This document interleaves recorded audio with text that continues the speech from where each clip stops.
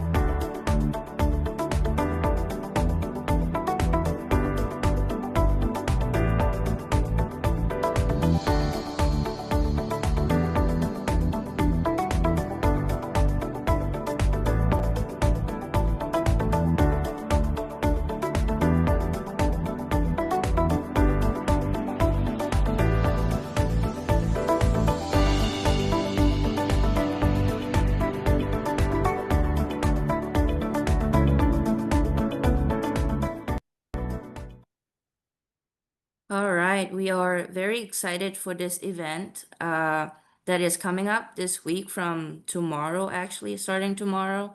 So, for those who's playing tomorrow, good luck and play well. Now, I will first invite each of our speaker to briefly introduce themselves, and then after that, I will ask some key questions that many parents and kids want to know. Then we will open the floor for the audience questions. So, starting with Coach Kalen Anderson, women's golf head coach at University of South Carolina. First of all, Coach, congratulations for the strong start this season. Could you please share about your background and your thoughts about your team performance so far this year? Absolutely. My name's Kalen Anderson. As U said, I'm the women's golf coach at the University of South Carolina. I'm beginning my 19th season here, so been around the coaching world for a while. We got off to a pretty solid start.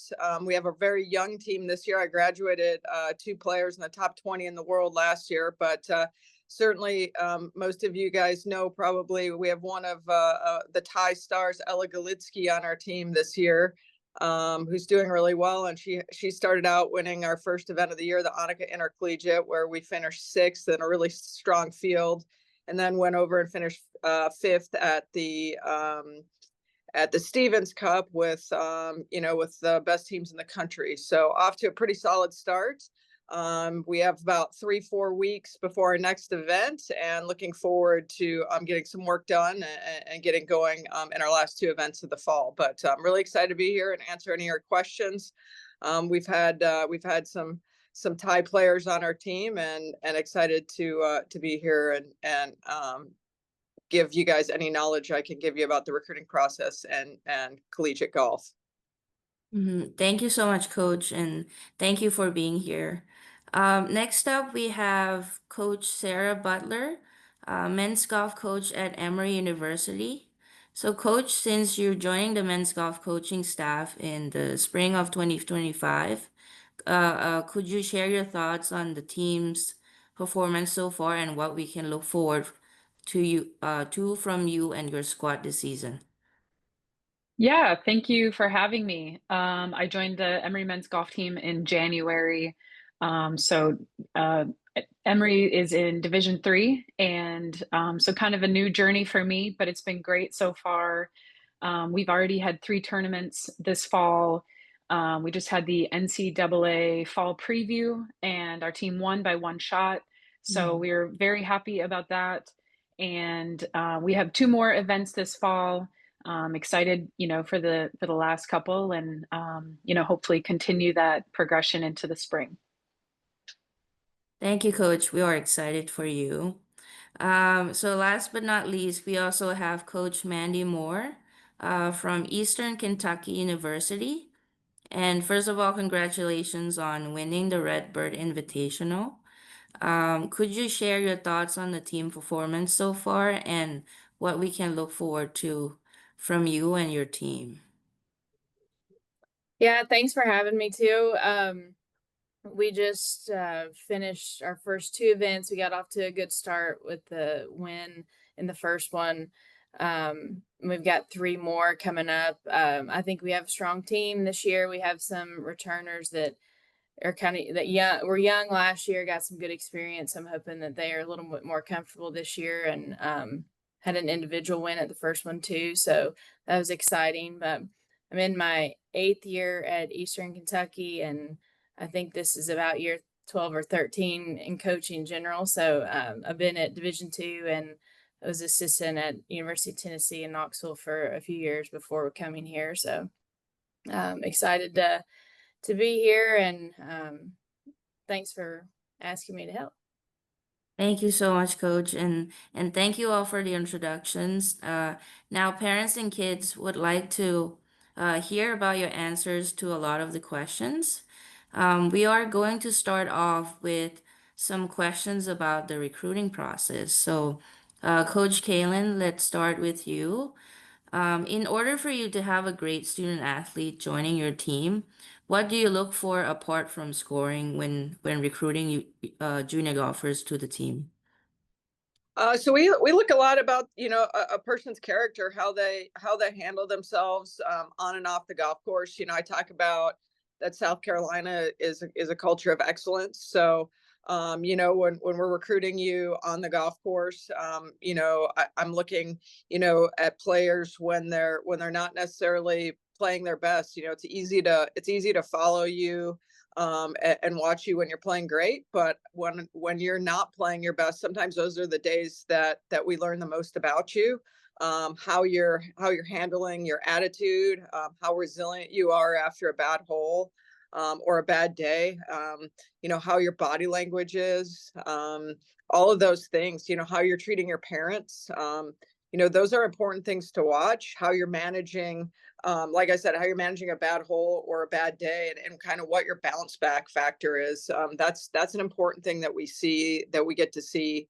We obviously love seeing you shoot low numbers. Those are the fun days, but again, there's going to be tough days when you're in school.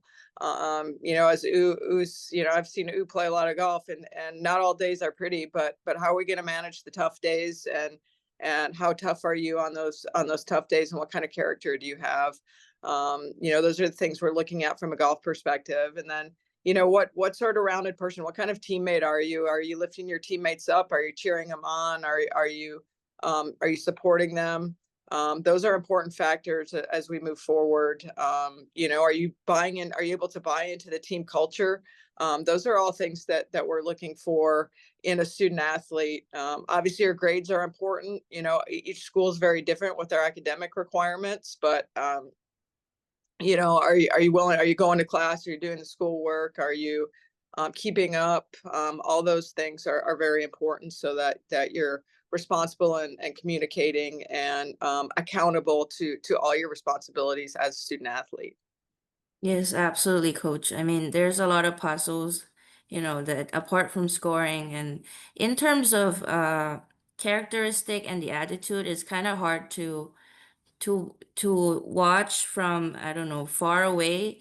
Now we're talking with a lot of students outside the U.S. So another question that I have, I'm gonna ask Coach Sarah, how do you usually evaluate junior golfers playing outside the U.S., given that, you don't really get to see them playing that much, you only look at the scores? Mm-hmm. Yeah, that's a good question. Previously, before being at Emory, I was on the women's side for about 7 years. And we recruited a lot of international students. So part of it comes with experience, and just kind of familiarizing yourself as coaches, familiarizing yourself with, the different types of fields, and maybe you become familiar with other names. So a lot of it is doing homework on our end, and that just includes probably watching, hopefully getting some swing videos,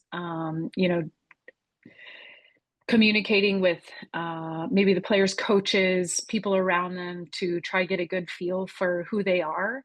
And, that includes doing some homework on social media, checking out the player's Instagram page, maybe their Facebook page, and just, trying to get a full picture view of who the player is. And, more than just golf, everything matters. And we spend a lot of time together within the team. So it's important for us, to just try to get a really good feel for, who the prospective student athlete is. And, again, that's more than golf. And again, just, checking out maybe Wagger, checking out the different tournaments, the different results, and, comparing, other players, or, other players that the prospect is going against, and just, again, doing homework on our end to get the full picture of who the student athlete is.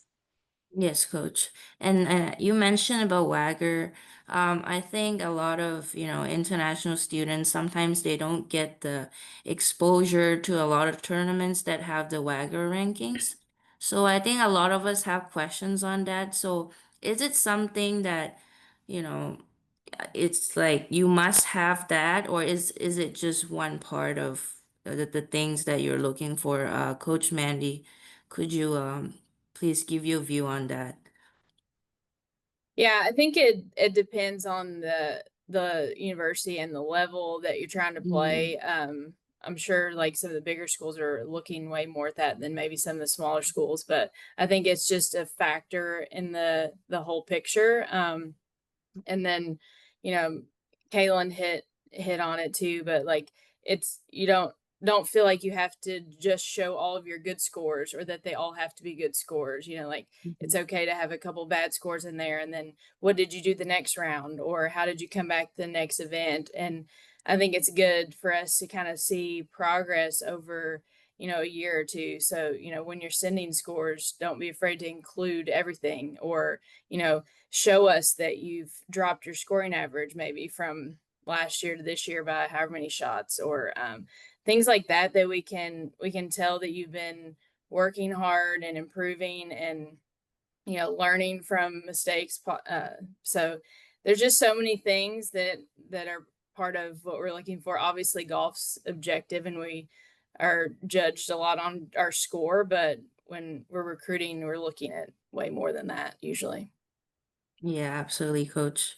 And it becomes a team sport suddenly. Growing up, you always think it's an individual sport, and then in college, you need to support your friends. So that's really good point. Um, this question is gonna be to all of you. I mean, any of you can answer. What are some of the red flags do you see in recruits that would make you lose some interest on that player? Coach Kalen? Start. I think you know, I think I hit on it a little bit before, but I think a bad attitude. I think Mm-hmm. that's for me. You know, I think poor body language, bad attitude for me is a big one. You know, that's huge. I don't like, you know, um I think showing emotion is fine, but again, you know, you're allowed to get upset, but you know, that's got to end quickly. I think poor treatment of your coaches, your parents, or your playing partners. I think that's also a big one for me. You got to respect the game and your playing partners and your competitors. Sportsmanship. That's huge. I think those are the big ones for me. Is you know, kind of giving up is, you know, you have a bad hole or going through a struggle. Somebody that gives into it and gives up is a big one for me. It's a big red Mm-hmm. flag. Mm-hmm. Yeah, thank you for sharing that, Coach. Now let's shift gear a little bit into academics. So, Coach Sarah, how significant are the student academic performance, like the SAT or English proficiency test or their GPA, in your recruitment decision? Yeah, you know, I think um, it varies so much on the university, and it varies on the different sort of standards that are expected within, you know, the school that they're applying for. So, you know, um, for example, you know, at Emory, there are very high expectations and standards to be admitted. You know, and that's true, such as, you know, your Stanfords of the world, Northwestern, Vanderbilt, you know, different types of schools. So it varies based on where you're looking. You know, and some schools have SAT, ACT requirement, and other schools, you know, it isn't required. So there are many possibilities, but I guess in saying that, you know, it all matters, and it's all, you know, it doesn't matter how good you are at golf if your grades aren't good.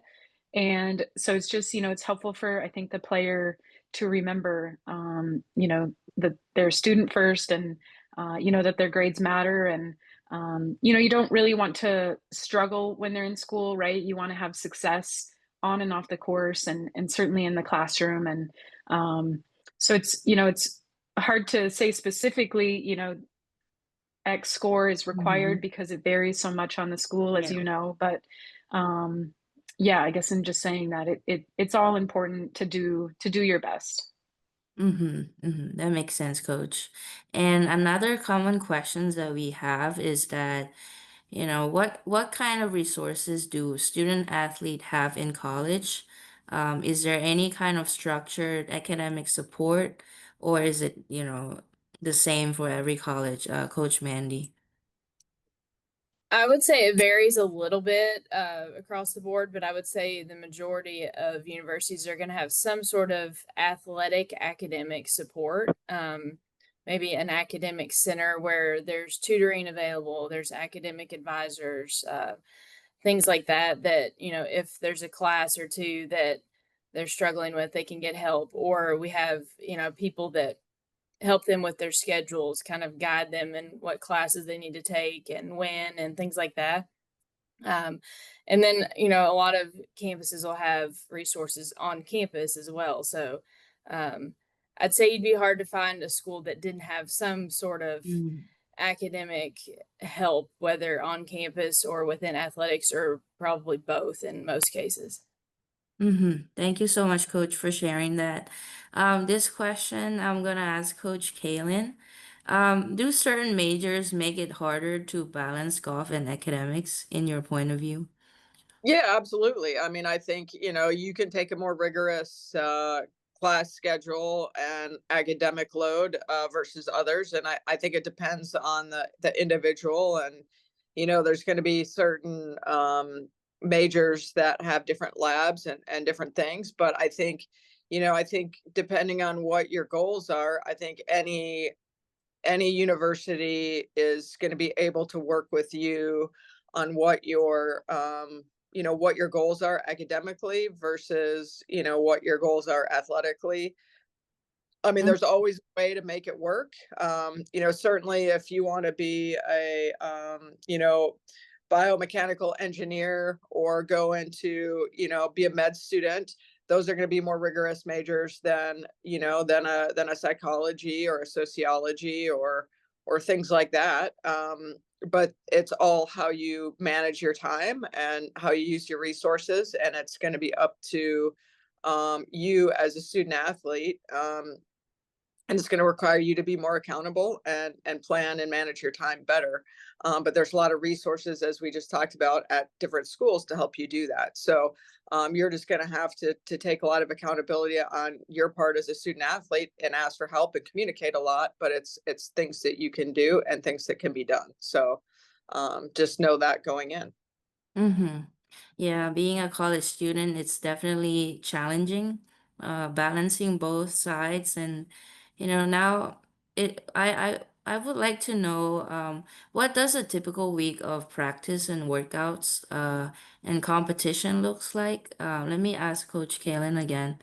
Um, Right. So, I mean, I think it's a little bit different at every school, based on how each school does it. I think I can speak to what we do, but the NCAA requires that you do a maximum of 20 hours per week. So there's no school that can do more than 20 hours per week, just so everybody understands that. So, you're required a balance of life and academics and athletics.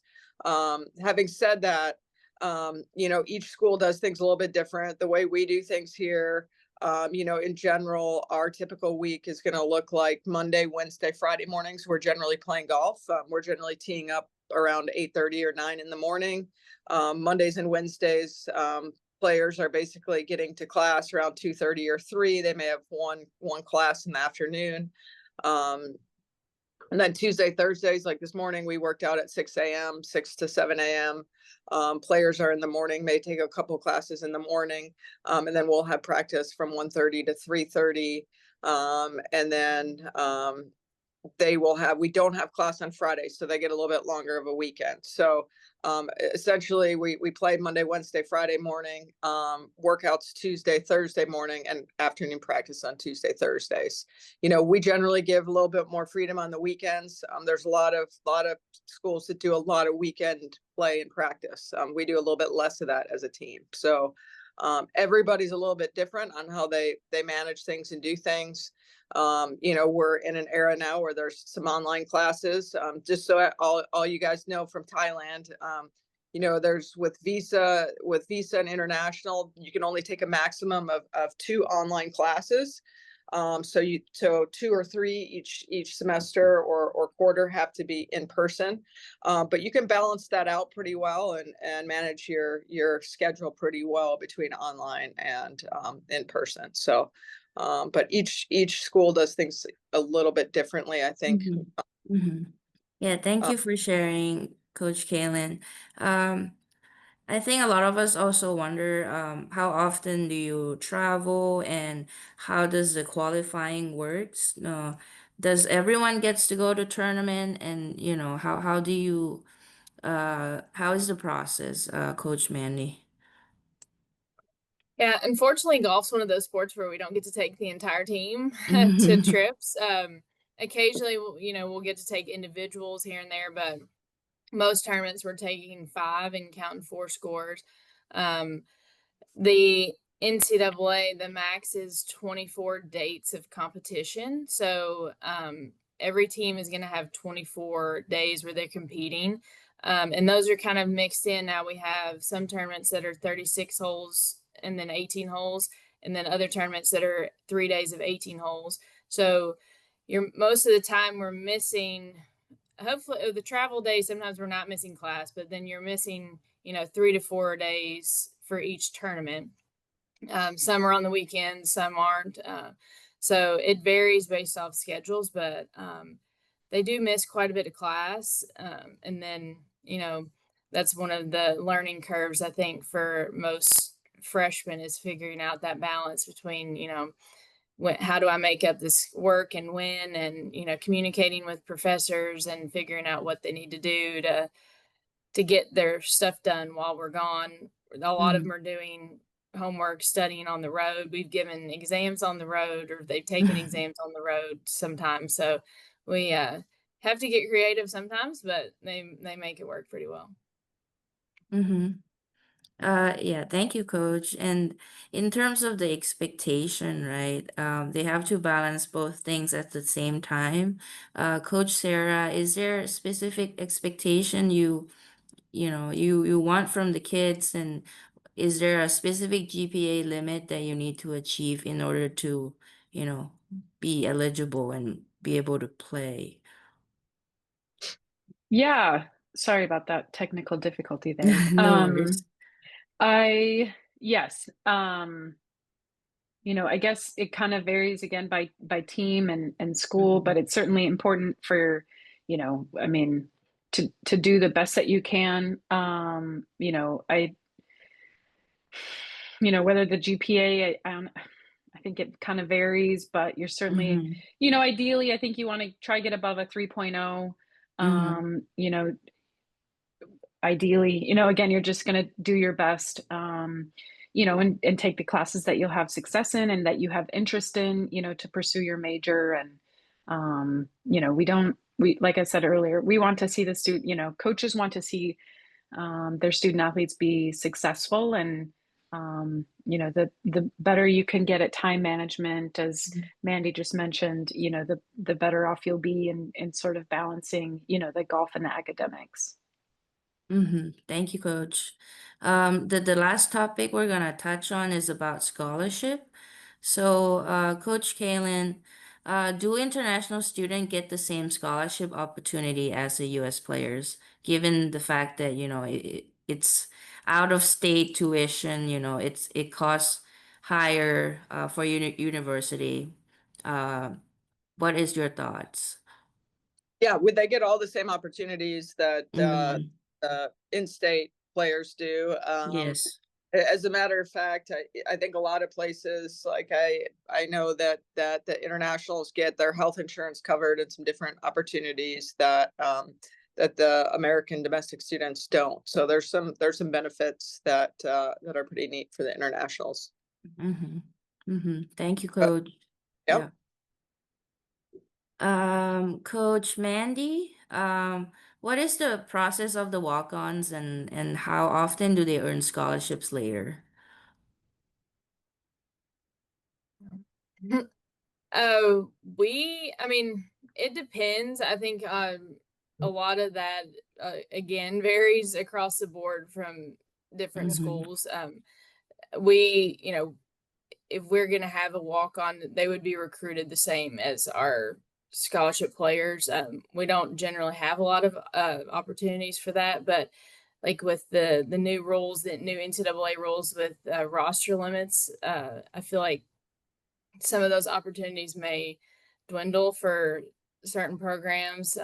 But with, with us only being able to have so many, we're recruiting all of our players the same, regardless of scholarship amount. Mm-hmm. Yeah, thank you so much, Coach. And this question I'm gonna ask you three to answer.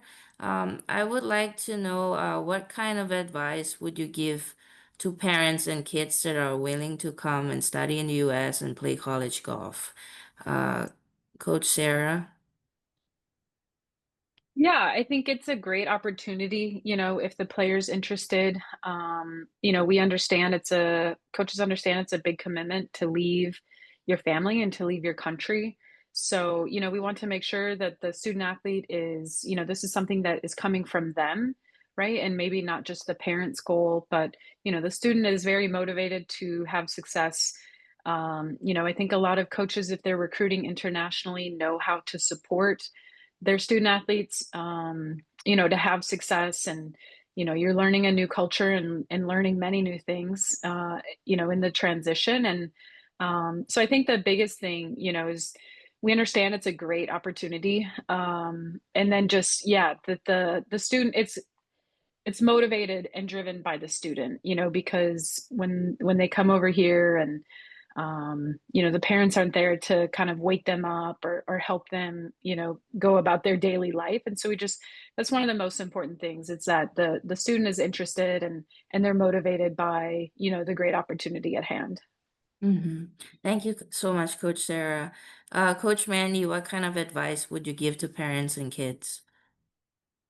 I think I would say just do as much research as you possibly can Mhm. about the university, and the program. And it's hard for, if you can't come visit to really know, what you're getting and what it's going to be like. But the more research you can do online and ask good questions in the recruiting process to try to get to know the coach and the players as best you can.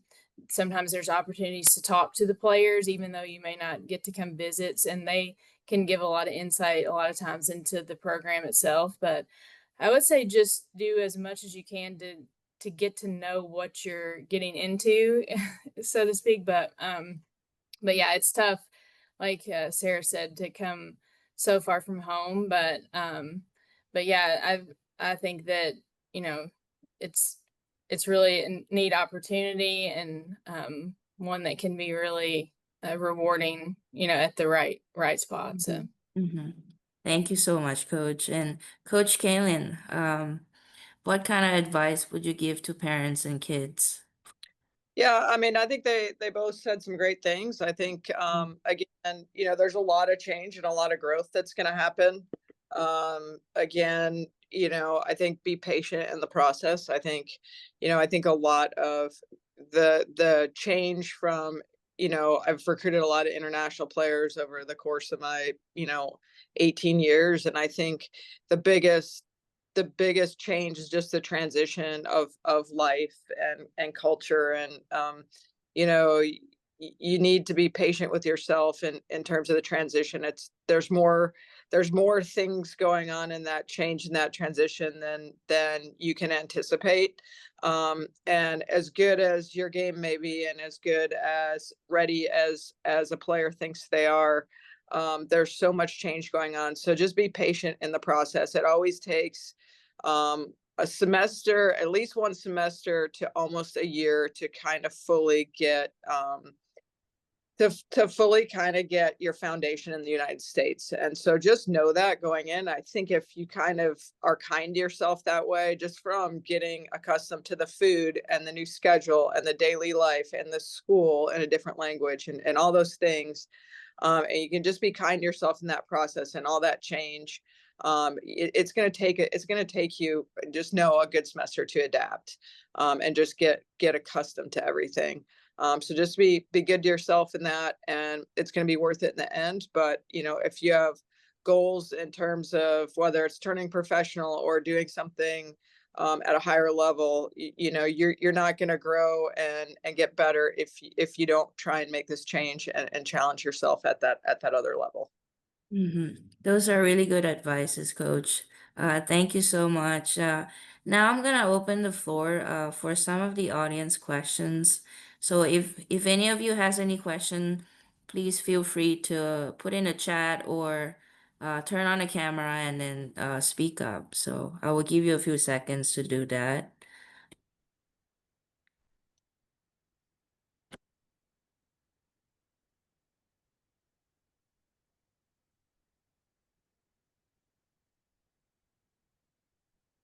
Okay, so anyone has any question? If not, actually, I'm gonna ask something.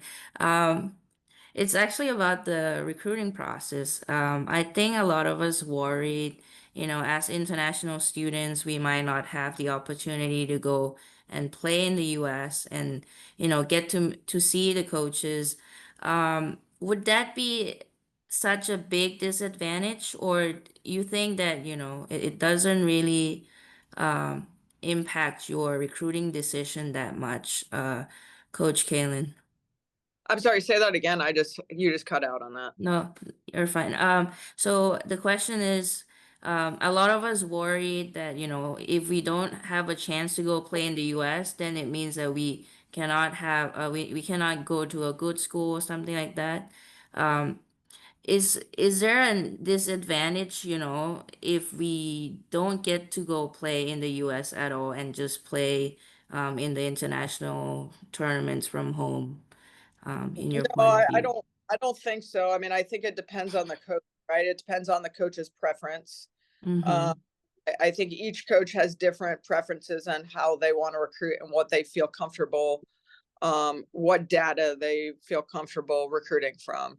I think there's a lot of coaches out there that have no hesitation recruiting from straight data, um, you Mm-hmm. know, from Asia or from Europe or from just looking at international. I think what becomes difficult is when you haven't seen a player play at all, which does become difficult. There's a risk involved for us from our standpoint when we haven't seen a player play at all and we're just going on numbers and swing videos. But there's plenty of coaches that do it that way. So no, there's a means to an end. I don't think that, not everybody has the resources to do that, but I wouldn't worry about that. I mean, Mm-hmm. the important thing that we need to see is we need to see competitive rounds. We need to see numbers posted in competitive rounds. We can see enough through swing videos overseas. That's really not an issue. If you're competing enough and have enough competitive rounds posted, that's enough data. I mean, there's been plenty of players that I haven't seen or that that have not come to the United States that and plenty of coaches that have made decisions on players that they've not seen play based on numbers or that have never come to the United States. That's nothing to be concerned about. It certainly helps. Don't worry about that. But I mean, if you can come to the United States, definitely. But listen, that's not something to worry about. Mm-hmm. Thank you so much, I mean, Coach. Yeah, yeah. sorry, I think Go ahead. the videos and stuff are good too. Like there's ways that you can help yourself out with those, like even if it's different types of shots, out of the bunkers, chip, like even if it's playing a few holes on a video, or including maybe the trackman data, or things like that with the video is helpful too. So um we can get a lot of information, like Kalen said, without Mm-hmm. actually seeing you Yeah. play. But All right. Thank you so much, Coach. Um, okay. So, okay, I'm gonna ask one last question before we wrap up. So, um,